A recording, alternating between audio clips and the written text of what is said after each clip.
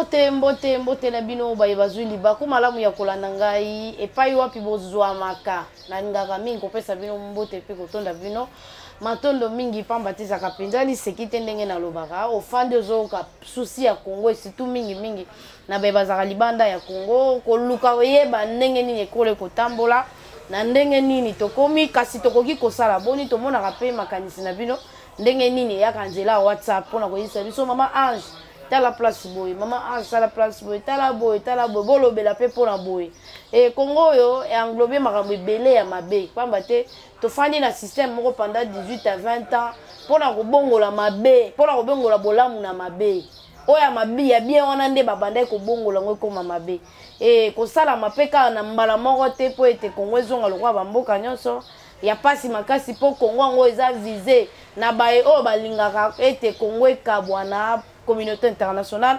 atiaka Congo misu kasi na yango wana ekosenga baimboka Congo biso nyonso totelema et tozwa mayele na biso totia yango na motu tolongwa mayele totia na makolo te totia yango na motu tozwa motema mabe totia yango na motu te tozwa mayele totia na motu po ete pesa biso makoki ya kobanza ndenge nini ya kobatela ekolo makoki ya kobanza ndenge nini ya kosala bosindili ya ekolo pamba te na ngonga oyo tokoki kotikela mampinga kaka yango moko te la polisi tokoki kotika pe kaka na mampinga na FRDC te pamba te na kati wana toyebi banani baza na kati kasi yango na mingi tokofandela lelo makambo etali la police congolaise toyebi biso nyonso Kasongo mais likolo Kasongo ezaka moto moko Général Amouri o akambaka bongo la police ya Congo mobimba tango toko benga penza bokenge eza te to la police to ba pulusu bakoka kosala mosala na ndenge sengeli te bongo tokotala moto o akokamba bango ye moko ayokanaka te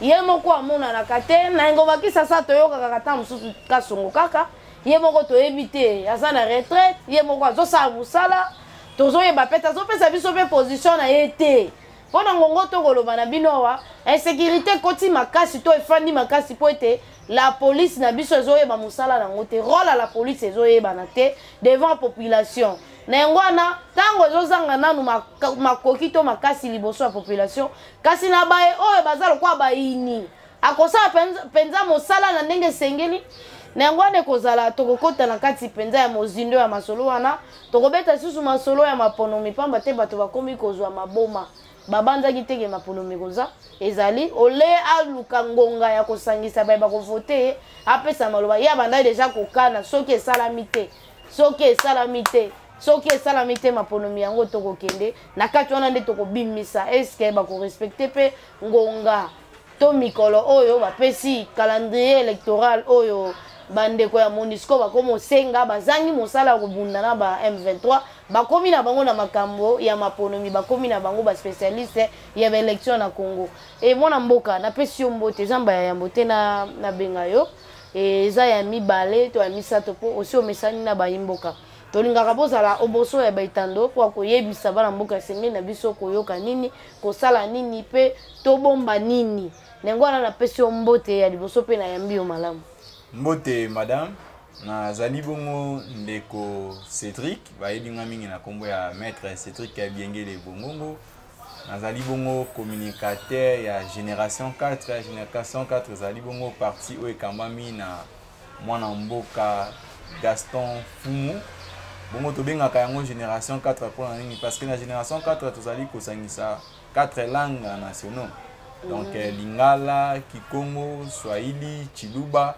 Dans la kati ya Génération 4 tozali lutter contre le tribalisme et puis le népotisme parce que ça fait beaucoup de temps que Nabiso est un peu fracturé. Donc l'élo gestion il y a l'état et zala qui puisse caractériser notre appartenance ethnique puis notre appartenance tribale. Raison pour laquelle Nabiso Génération 4 a trouvé qu'au Katabalien on a donc c'est-à-dire tous les Congolais on est unis. Donc le fait d'être congolais, c'est ça déjà un dénominateur commun, que ce soit bato ya est, bato ya ouest, bato ya centre, tout ça, tous allez quoi appartenir bon le élément de base, vous allez corrélier biso allez bon nationalité congolaise. Donc je suis très content de partager plateau na yo na PSPMBO te na balandi nyonso, po ba koza occasion na ba youtubeur nyonso et puis na ba congolais en général.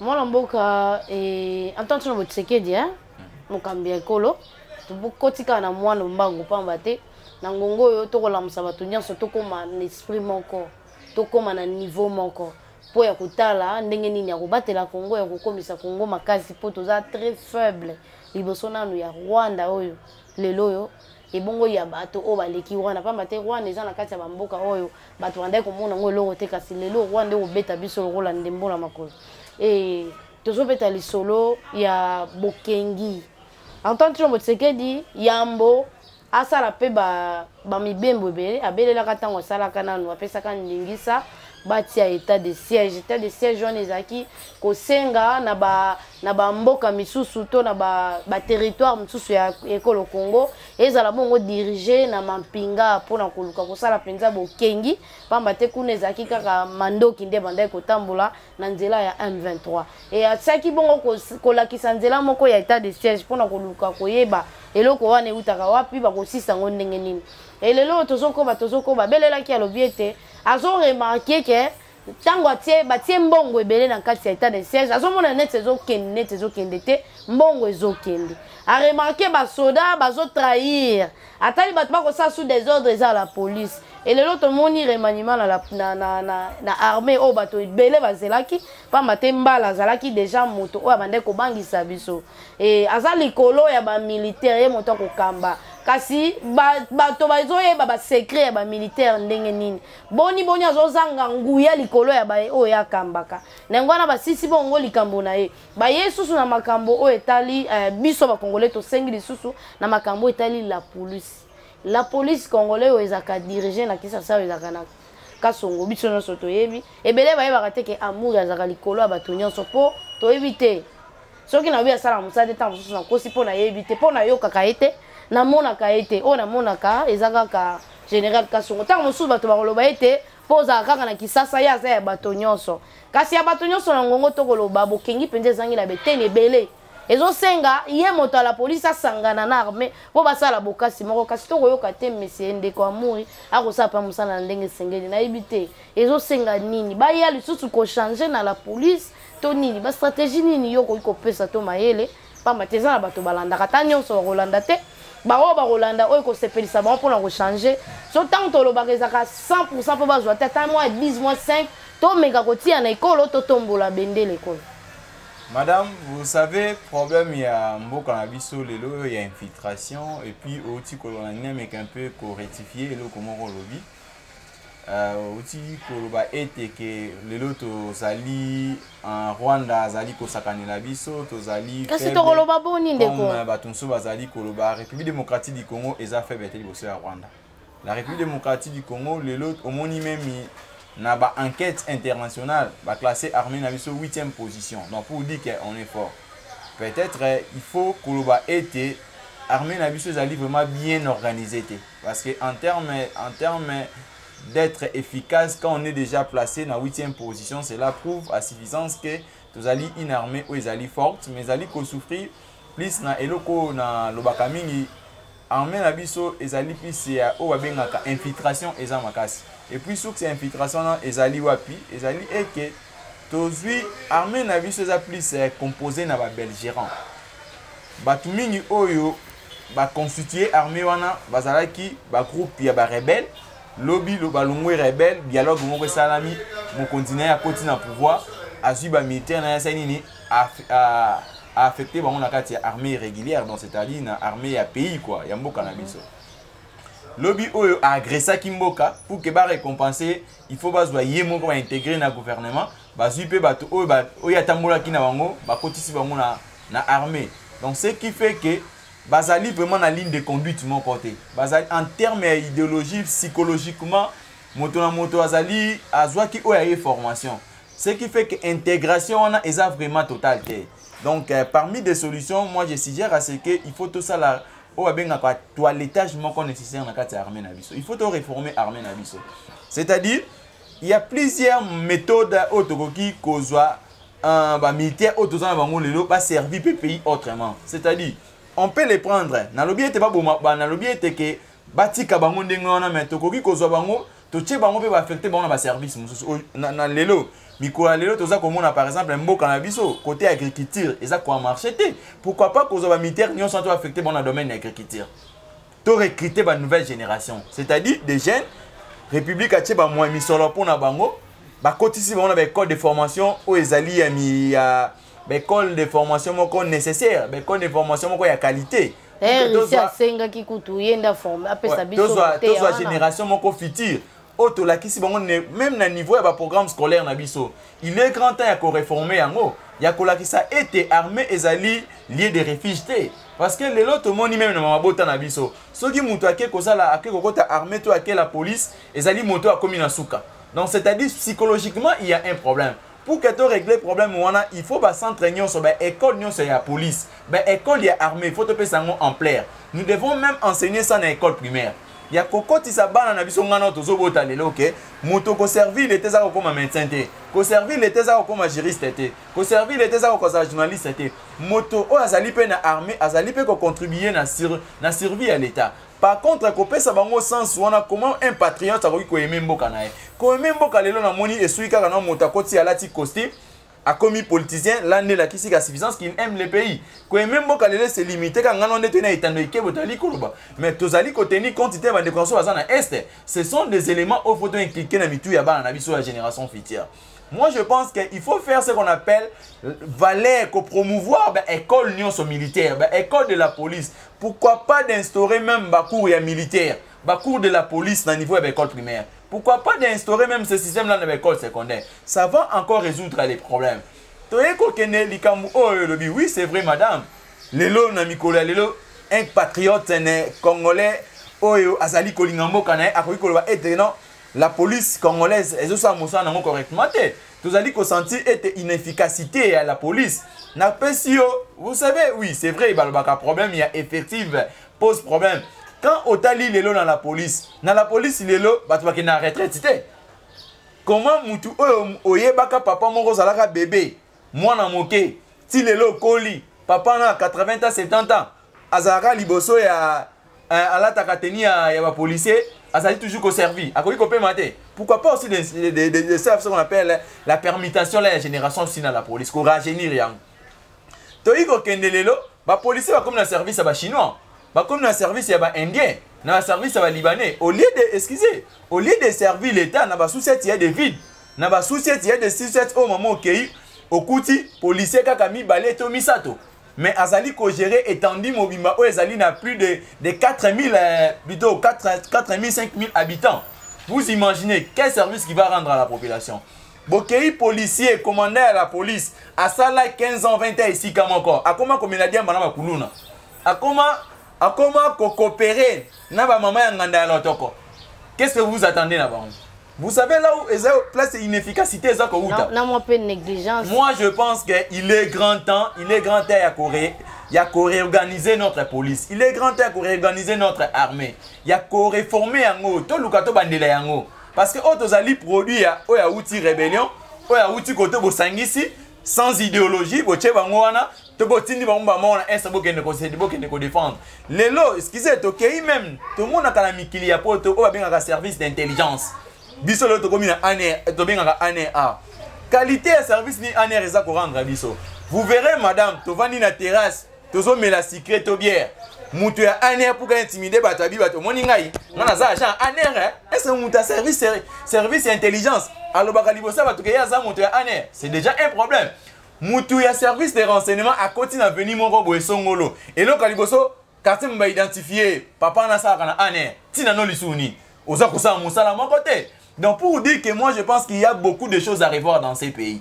Les lots infiltrations au Outawa. Tout le monde a un service d'intelligence dans Mboka Moussous. Quand vous demandez par exemple un moutokoti dans Mboka Moussous, il faut identifier aux ovans wapi, au kewapi, et si gagné au la loger, au sac Mikoloboni. Mais à toutes nos questions, ici on est confondus. Et les Indiens qui n'ont pas de documents, et les Chinois qui n'ont pas de documents. Basa ko circuler dans Mboka, ils sont à des fois protégés par certains colonels, par certains généraux. Donc ce qui fait que ça fragilise l'action à l'État. L'État, moi, ça, mon salaire, et puis il y a ce qu'on appelle aussi Félix Antoine Tshilombo Tshisekedi, le président de la République. Il a hérité un pays où je dis que l'État n'a pas instance assez, ils sont là qui absent. Tokei même n'a pas commissaire de territoire, les bourgmestres, ils sont quasiment absents. Ndeko na kati hôtel ngina chonga munga na munoko na este to mona ka vidéo moko tango côté sika ba ko la kisabiso ba soda to éviter soda la ti chemise lokwa yo mususu ya ti polo lokwa nga ezo yeba na te ata botine ezate ba ko yebe so aza soda so aza tango mususu na munduki effectivement soda aza na tenite kasi ne sika wana ba ko mona tandi ya monene ba okuta na ka ba policier misato to mina c'est ça les vrais problèmes madame na kati wana ezo yeba na te ndelo Congo ezapé sika frontière na biso ezali. Tout à fait. Donc ezaki polele. Donc madame, aujourd'hui, vous devez savoir qu'il y a un problème réel. Oyo, ce qui te réglé en côté, ça peut impacter même dans le cannabis 20 à 30 ans. Parce que vous savez, à chaque cycle d'élection, il faut aussi un changement. S'il n'y a pas de changement, ça ne sert à rien de réorganiser même l'élection. Parce que vous savez, Lelo, condamner le président Félix Antoine Tshilombo Tshisekedi, les pays, ce que mboka au niveau où moi je me dis, ce qui va tuer 18 ans, qui mboka au. Mais les autres, tout ça, moi avancé mon total. Mais par contre, Ezaka a toujours produit tel, je donne, c'est autre chose qu'on subit les lots. Un que parmi les conséquences, ce sont les accords que le gouvernement précédent est signé. Bino Bokei, par exemple, je donne l'accord à Émirats. Bokei, bo signé Biloko.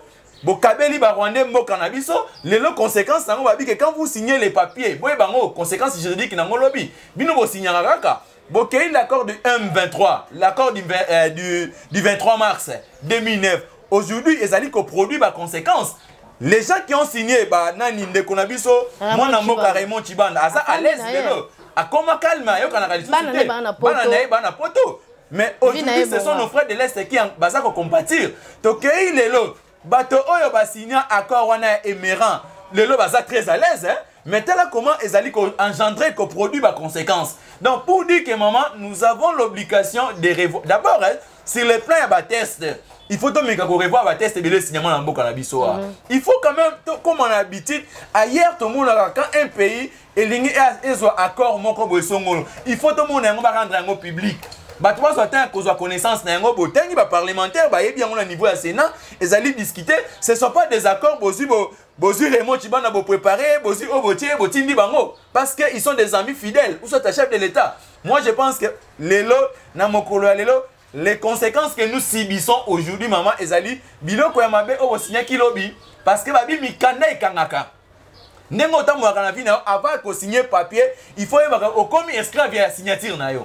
Maintenant quand vous signez, vous imaginez pas les conséquences de 20 ans. Aujourd'hui nous subissons les conséquences. Quand les Rwandais réclament, il y a des papiers que vous avez signés. En contrepartie, juridiquement, c'est démontrable maman. Ce sont des éléments où il faut te luka, to banana nous réviser certaines décisions, certains accords que la République démocratique du Congo a signés. Moi je pense que ces gens-là to ikotika bango ndengwana te. Au nom de la paix, au nom de la paix, Bozu, un rebelle, Botikeli est portion un pouvoir. Au nom de la paix, Bolongoli un rebelle, Bokomissé ministre. Au nom de la paix. Au nom de la paix, au lieu d'arrêter, au nom de la paix, conséquence nango lelo, le pays est infiltré de gauche à droite. Kasi mutuna na kotuna ndeko ba tonto ya 18 ans tant ba ndeko signé ba mikanda na kombo ya ekolo Congo pour koteka mabele ya Congo. Kasi ba ndeko zala na likanisi nini na sima nango pour guerre ici là pour nini. Non, c'était une politique à créer des millionnaires. C'était une politique à créer des millionnaires. Lelo baza ba millionnaires avant calme. Pour koma bongo ba généraux ba millionnaires ba généraux ba tonga ba hôtel kaka na époque ba tonton 18 ans. Et pour koma bongo kozwa mbongo l'état il fallait kaka makila ba na mboka etanga kaka. Maman, vous savez ce qu'on appelle quand bato baza ko salela amour de l'argent et non l'amour du patrie. C'est ça les conséquences. Je te donne le cas où Moni Lelo Ozotambola, un colonel. Il est un colonel Azali na ba immeuble na ba commune nyonso ya Kinshasa. Otuniye salaire na yo na ce que tu dépenses en famille na ozana comme frère ko ba na te. Mais botuna il est là, il sacrifie le pays pour na ba intérêt na ye. Na pesi exemple au Lelo Rwanda za ko infiltrer biso. Lelo, tomoni ba pays comment baza ko agresser biso. Politique nini extérieure biso to est-ce que biso na niveau ya Congo. Tozali pe ko préparer ba na biso ba kota na Rwanda. C'est ça. Hein maman. Oyebi na PCO maman, et si kanya sur la frontière ezali ça pose toujours problème. Il y a o bengaka, il y a nationalité. Parce que là où il y a des frontières, Je donne le cas, nous avons des Congolais qui se sont mariés dans les Rwandaises. Nous avons des Rwandaises qui se sont mariées dans les Congolaises. Ça a plein. Regarde, quand au Kenya est du pays, il y a des Congolais qui trafiquent dans Rwanda. Mais si ils sont contrôlés, il y aura toujours des conséquences. Vous verrez qu'il n'y a pas des exemples. Binoto comment un pays hospitalier. C'est ça le langage des Congolais. Congolais, tant que vous êtes Brazzaville, ils n'aiment pas. On va beaucoup partager comme on est Congolais chez les Brazzavillois. Mais bino on va déconner biso. Bango bazanani, bande konabino. Bakoya awa, babotisi, basi na bino. Bakomi na bana na bino. Bino boke kuna pa na bango boke kaka pona kosala ko déambuler. Conséquence na yango lobby. Ces enfants-là auront la nationalité congolaise. Bana obazobotama ono ya Yusoli. Ono ya Mabele, bakozona nationalité.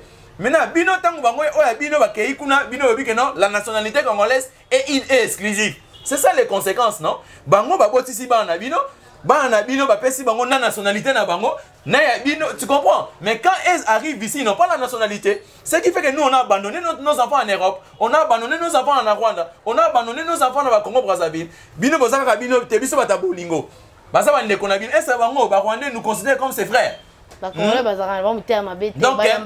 je pense qu'il est grand temps, Yako, d'organiser même au travers de nos frontières. Au travers de nos frontières, il faut qu'il y ait quand même des contrôles efficaces. Étant donné que entrée, sortie et banakate. Moi je pense, je félicite le chef de l'État. Tous ces efforts au hasard qu'on déployé. Il y a qu'à changer même animateur. Mais cela ne suffit pas. Parce que nous voyons à tous les niveaux, même aujourd'hui, je me dis, même la vie du chef de l'État est mise en cause.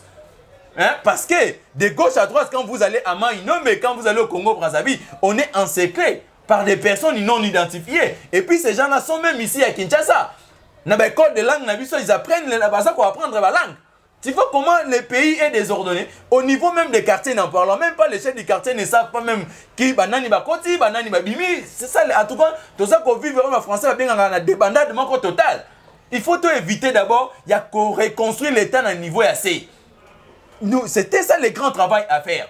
Et ça m'a coquille aux athées dans mon gars. Oh, il y a tout qu'on s'en ça va gouverneur, pour être basé na ville na bango na neti na Kinshasa to pesi exemple ndeko Gentini Ngobila sangisi ba beaucoup mestre na ye asololi na bango apesi bango ta mususu bango ba yeba kite ba kutaki déjà système ebeba ya ko reconnaître ba chef du quartier te musala na bango ezaka nini or mobuta bande ko sana bango musala makasi mobuta bande ko tuna ba koyeba ke motos bato songolo pakala ba koti à travers ba chef du quartier makoki ezate ya ko solo na ba gouverneur nyoso ko zonga sa pouvoir wana ko ete bango basala no maman, ce qui est là, on était encore trop jeunes. Bah chef coutumier, tu mon papa mon bala takali puta, ala tili puta ache banini ba mandala la soki ba benga ba poil, azotambola melelo, to komi ko mona ba chef coutumier na ba prado. To moni chef coutumier na TXL. C'est pour dire que le chef coutumier va service à un parti politique. Raison pour laquelle vous verrez il y a toujours des conflits ethniques. Les chefs coutumiers va commis pour que va nommer, vous verrez. Maman, tant que vous avez un quartier, vous avez un chef coutumier. Les autres commis comme moi, des jeunes comme un chef coutumier, tout n'est pouvoir en il a coopéré. Les jeunes va même coopérer comme un chef coutumier pour négocier le pouvoir. Tu vois les pays comment est-ce que tu as dit comme tu as dit un renverse de valeur. Valeur il y a malam ou tu commis ici yango ya mabe, ya mabe tu commis ici yango malam. Moi je pense que je suggère toujours au chef de l'État. Je lui dis toujours à tout moment, je conseiller non payé à chef de l'État.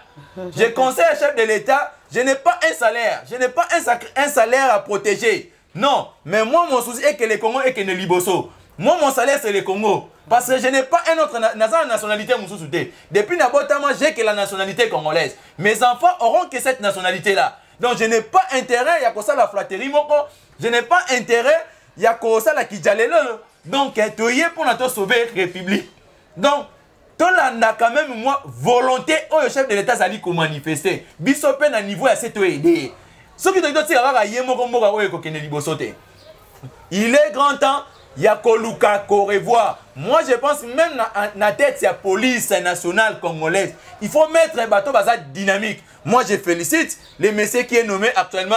Le chef d'état-major, on a une voix à FRDC. C'est un messieur que je vois, il est bravo. Mais si par exemple, la dynamique est à tous les niveaux, nous allons aider les Congo. Il ne faut pas mettre même un niveau de souci à quartier. Il ne faut pas mettre un papa mort à la police. Regarde, Moutoye, combattre la population, on a bien à Bango, Bakouti au Lali, au Meli, le Tokona Balo, ça dit. Et puis, la bouton incendie, au Salama, Bakoulona, Bakoti, Bayobenga. Maman, même le suite, il est. Bayena Souciat, Balobi, pour tout le cas, police, il s'est évité, Nazan, ok, il a mis tout gaba, toi, Kamiba. Non, les lots, aux policiers, oh, excusez. Mission à la police, c'est ça dévier. Mission à la police, c'est ça qu'on protège la population, c'est protéger les véhicules et les motos. C'est ça la mission de la police congolaise. Mais on a parce que nous avons pas un gouvernement de non, c'est ça la mission principale de la police congolaise. Protéger les véhicules et les motos. Mais tant que ça, pas maté régime à 18 ans, 15 000 policiers non identifiés. Vous savez les conséquences. Les conséquences est que beaucoup de gens, vous savez, moi d'abord, j'ai aimé la pensée du chef de l'État au début. Quand le président Félix Antoine Tshilombo Tshisekedi avait tenu un discours dans le alors il faut que se rappeler que Bougoumès va élire un suffrage direct et non indirect. C'est aussi une solution. Mais mais moi je pense que c'est une solution. Les lots à l'époque de Mobutu, tout le monde n'a pas vu la Kinkanda. Quelqu'un du Congo central, il était élu au Kivu, je pense, si je ne m'abuse pas.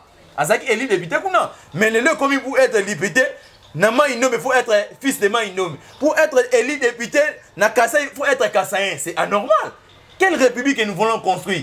Pour que les candidats gouverneurs, il y a Kinshasa, il faut savoir Moutou Abandoun. Si par exemple, un candidat gouverneur na Kassaï, il faut être Kassaïen. Aux en Équateur, il faut être Équatorien. Non, maman, moi je suis contre tous ces genres de choses-là. Les lots yope kino koki kolongo. Ah, oui, non, je n'ai pas postulé comme candidat gouverneur na Congo central. Aux Alipes éli.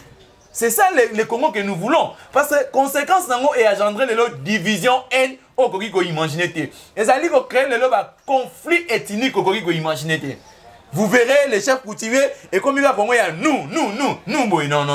On ne peut pas réconcilier République Nassans Souana. Il est grand temps Yako réformer notre armée. Il est grand temps Yako revoir certaines choses, maman. Si nous voulons par exemple Tozoa, je donne le cas même dans la ville de Kinshasa Awa. Statistique qui a vu la Kinshasa, il y a 24 communes. Et ça coûte s'adapter les lots. Les lots, moi je suggère à même vu la Kinshasa va décentraliser un mot. Tout le mois même dans 24 communes. Kinshasa mérite même d'avoir 50 communes. Parce que nous avons des bougoumès incapables. Bougoumès sont tous à venir. Le quartier commune est bien moté. Maman, Bougoumès c'est comme un enseignant. Vous savez le coup la classe Zalaka, un enseignant doit maîtriser les noms de ses élèves. C'est comme un bougoumestre. Un bougoumestre doit avoir la cartographie de sa commune. Un bougoumestre doit savoir que dans le quartier tel, c'est le quartier les moins peuplés. Quartier tel, c'est le quartier les plus peuplés. Mais posez les bougoumestres des questions. Vous verrez, le bougoumestre va comment causer va marcher. Le bougoumestre va comment causer là. Va transport. C'est anormal, maman. Il y a beaucoup de choses qu'il faut revoir dans Moka. Moi, je suggère à ce que Moka Oyo, il y a même temps qu'il y a une élection nationale, il y a la présidence de la République. Il faut d'abord commencer l'élection locale. C'est aussi une solution. Il faut organiser l'élection locale dans Mboka. Étant donné que ces gens-là sont redevables aux individus,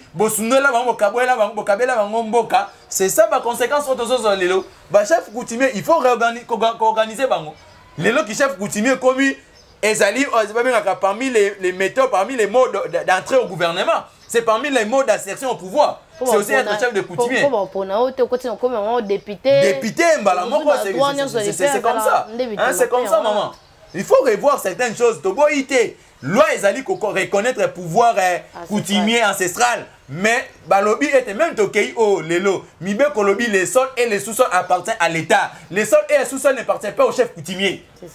Il faut, c'est l'État qui organise la vente des terres. Ce n'est pas au chef coutumier. Mais vous verrez que chef coutumier on m'appelle Nabiso. Ceux qui ont mouya Kolobi on m'appelle Nabiso. Si go bangala barolobani. Tout ça sérieux parce que Kinshasa c'est comme un bayaka. Ceux qui ont bateke. Si comme maintenant les bangala les basoïs ils vont dire quoi? Tu ne voyais pas que ce sont des deux poids des mesures. Un moment, tu penses que les autres là, ça crée la frustration. Ce sont des choses qu'il faut revoir. Quand vous allez là-bas, combien de chefs coutumiers qui vendent des terres à Tegeli X, à Tegeli Y, même terre, même concession. Quand même, maman, moi je pense que nous devons aider le président de la République. Aider le président de la République, c'est de revoir certaines choses. Même certaines de nos lois. Il faut savoir comment appliquer en haut et puis comment tokoki ko revisiter yango. Et c'est tout certain, beaucoup y a bakor au signement na mboka ou na matière de sécurité, les lois comme ko produit biso la conséquence moko grave. Moutinyo ça dit que non, pour que na kota pouvoir, il faut na menacer l'état congolais. Pour que na kota na gouvernement na comme ministre, na comme un député na il faut na bundisa mboka. C'est quelle mentalité? Ba toko to comme na niveau po ba nommer, il faut finga penza. C'est ça maman, raison pour laquelle même moi des histoires aussi de dialogue, moi j'invite le Congolais si pour consecter pour la paix. Tocha maele na biso ça normal. Mais pour la compromission, pour que renverser l'élection, et pour que tu vas gouvernement, moi je suis contre ça. Là vraiment nous on ne partage pas ça. Le chef de l'État a un bilan positif à présenter aux Congolais. Le chef de l'État aujourd'hui, je suis certainement sûr que ce que Félix Antoine Tshilombo Tshisekedi a réalisé dans l'espace il y a 3 ans, 4 années, c'est déjà un réel bilan. Je pense qu'il n'a pas encore le temps de faire des compromissions pour intégrer le pouvoir. Non, je suis contre ça. Il faut organiser les élections. Nous allons les battre sérieusement. Ok, moi je suis contre ça. Suka toujours comme on a makambo etali maponomi et kozalate menace déjà banda kozala na ngambo ya bato ya PPRD côté ya po basangani déjà Moïse Katumbi na PPRD basangani on ensemble po babimisa Moïse Katumbi. Maintenant ba lobelaka Moïse Katumbi ba lobi ba kotikela tonto botseke ya ta mokolo moko te po na makambo etali maponomi. Ba kosala maponomi na lombango po babengana tonto botseke. Maman, vous savez, quand tu vas commis la perte de vitesse, ezali et lokola motozo a quoi ina ibale, ata moni éponge à kokanga, ata moni olindala la kobenda parce que comme la perte de vitesse. Les lots moni opposition, en ce moment, vous savez, hein, ba ebisa biso même les images et lobaka, ba photo et lobaka. Bon moni ba photo mo eza ko circuler Nicolas na ba réseaux sociaux, il y a secrétaire général Augustin Kabouya. Na ba ndeko na biso ya SID au mona qui sort sa gentillesse wana. Gentillesse wana lobini. Donc, excusez, pour dire que bah ça na perd sa vitesse. Bah comme il faut négocier pour na to kende dialogue, tu intégrer bango. Moi je conseille au chef de l'État, vous avez un bilan positif. Voilà. Organisez les élections. Nous la jeunesse quinoise, la jeunesse congolaise, nous voulons les élections. Tokoki koleksa cycle OT. To kende élection, ceux qui sont forts sur le terrain parce que bazo mona lelo moto o akumisaki Kabila lobi na ngiringing tanga moni nzela elenge ça ça sona liloba koloba moto o akumisaki Kabila lobi na Kinseso moto akumisaki Kabila lobi na Lemba Imbwa tanga moni izina no potable ça sona likamba koloba ba komile ko banga non maman moto o pompage tanga moni lelo keno mona mboka asali ba izina no potable moto na ça sona makamba koloba tanga moto o azalaki na Kasai amonaki nzela te amoni lelo bazali kotonga nzela déjà 50 km moto ça sona makamba koloba. Moi je pense qu'ils sont limités. Ba komi komona esika nini o bakende ko battre campagne électorale te balingi ba s'accrocher na ponge mutazini na mai alinga die mbela moni ndala la simba yango ba kozinda toke na bona élection. Il n'est pas temps ya ko renvoyer les élections. Il n'est pas temps de dialoguer. Nous sommes pour les consensus, oui. To boité mboka fweta mbola motonyo so facha makanisi na e mais to boyi ba compromission ozali ko compromettre pour toucher élection. To boyi yango. Nous sommes prêts pour les élections. Il est grand temps de se préparer. Mwana mboka na bandi na bité so ozana ko bakisa pamba te na moni ete to suki pona awa. Merci beaucoup madame na sengi na ba congolais en général to soutenir président national président de la République démocratique du Congo Félix Antoine Tshilombo Tshisekedi. En tout cas c'est vraiment un vrai visionnaire na sengi pe na bande konanga nyonso ya G4 e kamami bongo na fumu chamba to meka kozala soudé. To promouvoir la valeur ya unité nationale ndenge bateya kabiso na parti na biso 4 langues nationales. Donc to valoriser en Congo, nous avons un dénominateur commun, c'est la République démocratique du Congo, Mukongo, Muswahili, Mungala, to battre la héritage au bakoko na biso ba lega biso. Biso beto léguer la génération venir na biso, un Congo uni. Natondi o matondo mingi. Merci madame. Natondi pe na baye o bazoki li bakuma lamu ya kolanda biso. Rabi Matondo, na kotondo osudo yope komono Matondo.